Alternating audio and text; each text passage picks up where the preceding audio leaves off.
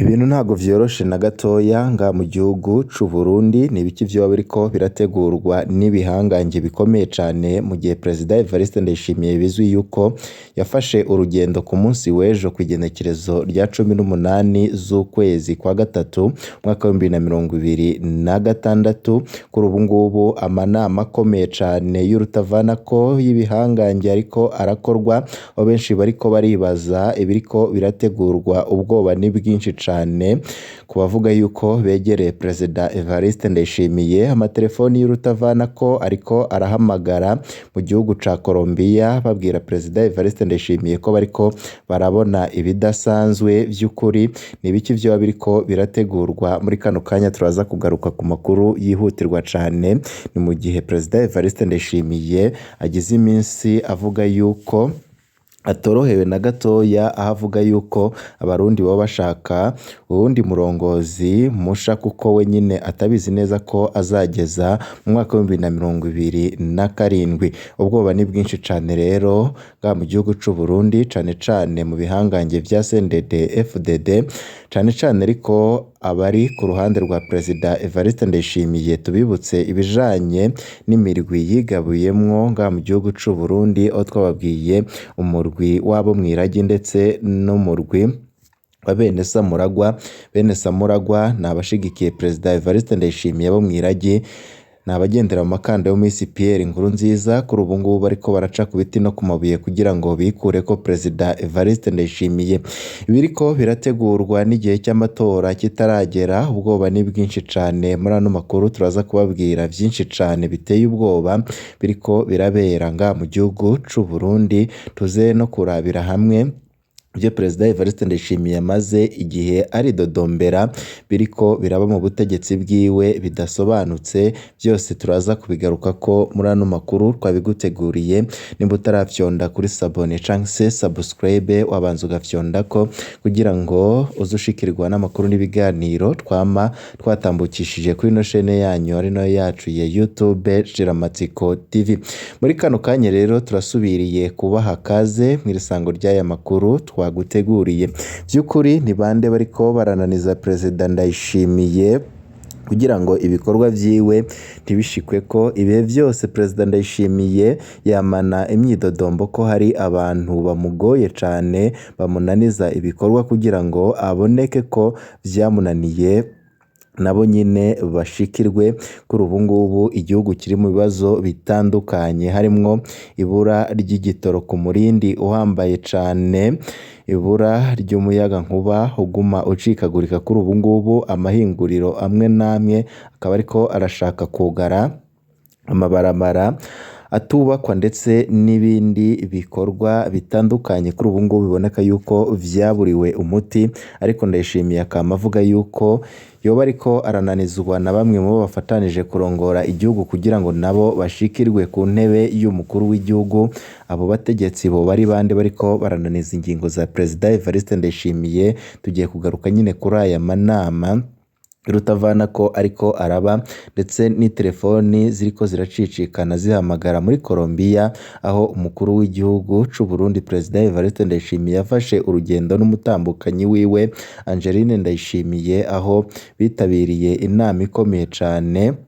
Inama nyine ifise aho ihurira n'amabanga mashasha aherutse guhabwa yo kurongora ubumwe bwa Afurika, aho ngiyo nama izigirwamo vyinshi cane kandi ikaba ifitiye n'inyungu Burundi, kuko Ndayishimiye mu vyo yagiye kuganira harimwo n'inyungu z'u Burundi, harimwo ishoramari, aho nyine arugihimiriza abanyamitahe kugira ngo bashore mu Burundi ndetse n'ibindi bitandukanye. Ariko kuri ubu ngubu agari ibintu bigiye korera Perezida Evariste Ndayishimiye, kuko bamwe mu batamushigikiye bariko barategura ibintu bidasanzwe.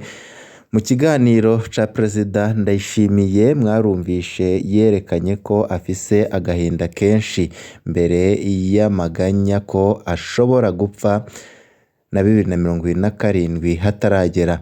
Ijambo nk'iryo ntimugire ngo rirasanzwe kuko harya yavuze ico azi n'ico abona. None ni bande Ndayishimiye yicura ko bashobora kumwica umwanya uwo ari we wese? Nukuri muri CNDD-FDD hari ibibazo bikomeye, gusa abatabizi bo bazi ko ari amahoro, ariko ibibazo biri mu ndongozi za CNDD-FDD birenze ukwemera. Ukutumvikana hagati yabo, ukunyinyurana ku murindi uteye ubwoba, ugusunikana guteye agahinda, ugutana mu mitego nibyo byuzuye mu ndongozi, kandi ingozi nk'izi ntaho zigeza igihugu kuri ubu ngubu. Muriko murabonaho igihugu gishitse muri kino gihe. Jewe mbibutse ko nigeze kubabwira mu minsi yahera ko mu bihugu vyo mu karere hashobora kuba kudeta canke hakicwa indongozi, gusa naririnze kuvuga ahariho kandi mfise impamvu nabivuze, kandi n'ubu ntabwo ndababwiye ko ari Ndayishimiye, oya, ariko Ndayishimiye nawe murumva ko amaze kuba atizera neza ko 2027 azoba akiriho. Hatabaye ihirikwa gusa, iriya mvugo yakoresheje irakomeye cane. Magufuli agira apfe yatanguye kubivuga nk'uko kwa Ndayishimiye omengo no gufyina abantu bakabifata minenerwe, ariko kubera ko bo bari bazi kandi babibona, abo banyinyurana nabo nyine barabivuga mu nzira zoroshe, abantu bakabifata nk'aho ari ibiganiro bisanzwe byo gutebya, mu nyuma mukaja mwumva ibara ryaguye. Jewe ikintu mbona kibangamiye Ndayishimiye si ikindi, niwe yibangamiye ubwiwe, hama akongera akabangamirwa na ya systeme yabo yuko umukuru w'igihugu atagira ububasha bwose, ahubwo ububasha bwa nyuma ari systeme y'umugambwe. Ibwirizwa shingiro ry'u Burundi riha ububasha bwose umukuru w'igihugu, niwe atwara ingabo n'ubutungane, eka n'inzego zose mu gihugu ziri mu biganza vyiwe, ariko kubera ya systeme yabo umugambwe ukomeye gusumba umukuru w'igihugu, nico gituma nyene hari ingingo umukuru w'igihugu yashaka gufata, ariko umugambwe ukazanka kandi bikijana. Hari umuperezida yoshaka gukura mu mabanga, ariko systeme ikavyankaho.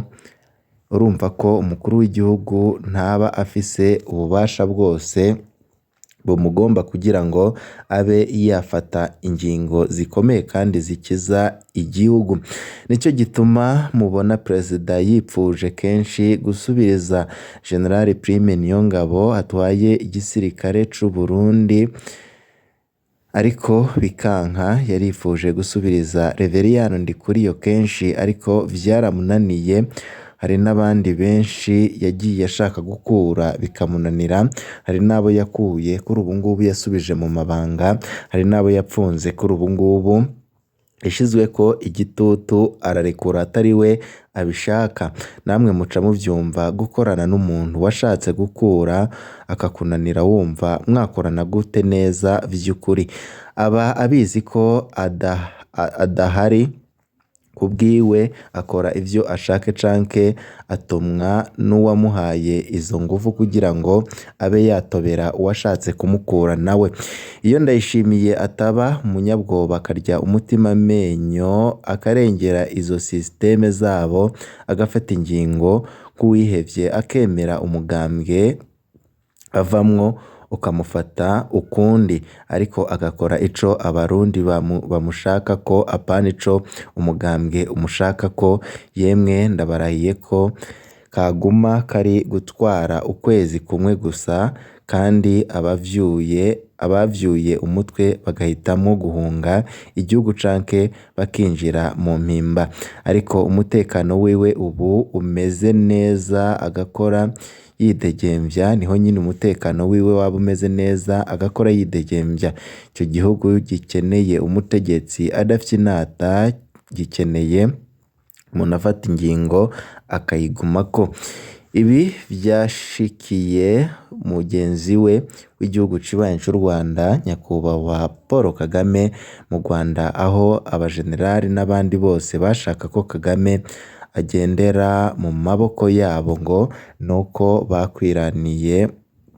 bakirwaniye batangura kuzana amacakubiri yabavuye mu Burundi n'abavuye muri Uganda, ariko kubera ko Kagame yariye umutima amenyo arengana ko basangiye urugamba, ahubwo ashira inyungu z'igihugu imbere, yarabasanzaje bose, bamwe barahunga abandi barapfa, abandi bari mu mabohero n'uyu munsi.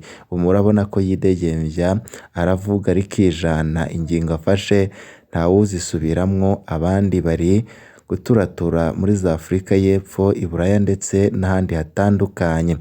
Ndayishimiye ko vyamunaniye kurya umutima amenyo ngo ashire inyungu z'igihugu imbere, yikure ko abo bantu yemwe naho batomutembagaza ubu, ariko manda ya kabiri bishitse akaza yitozamo kandi azotsinda, ariko kuyimara ni igihamana.